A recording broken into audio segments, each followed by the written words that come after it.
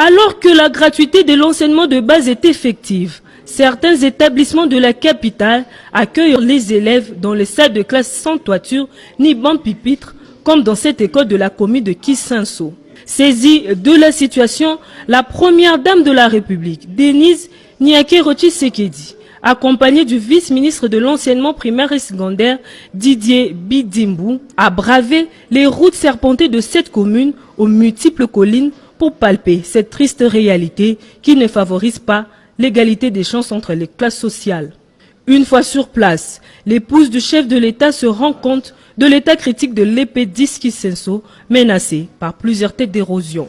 Nous avons une seule difficulté ici, c'est souvent les érosions, ce qui fait que les parents avec ça ne nous donnent plus confiance, ils les retirent leurs enfants. Alors l'arrivée de la maman première dame nous encourage et nous lui remercions sincèrement de cet acte combien louable.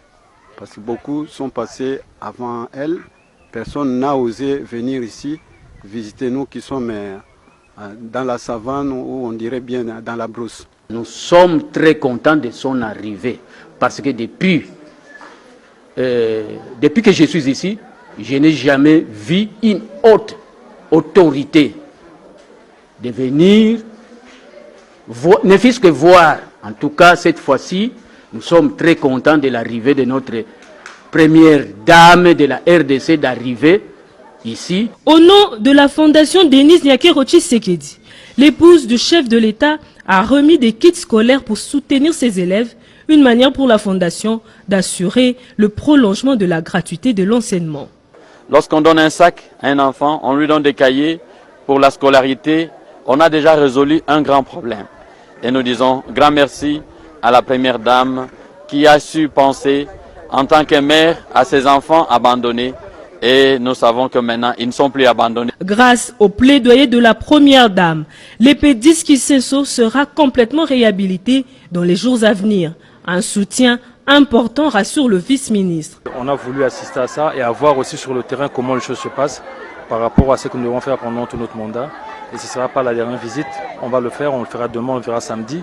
Et même avec le ministre d'État Willy Bakong, on aura d'autres descentes à faire pour que nous puissions palper la réalité et que nous sachions prendre les dispositions qu'il faut par rapport à l'enseignement de base, qui est le base de toute l'innovation. Nous aurons besoin des appuis de tout le monde et comme la distinguée première dame, elle est motivée à le faire, donc je crois que d'office sommes partenaires. Avant de quitter ce site, la première dame, Denise Nyakerochi-Sekedi, a reçu quelques doléances des habitants de ce coin de la capitale et promet de demeurer le porte-voix des sans-voix.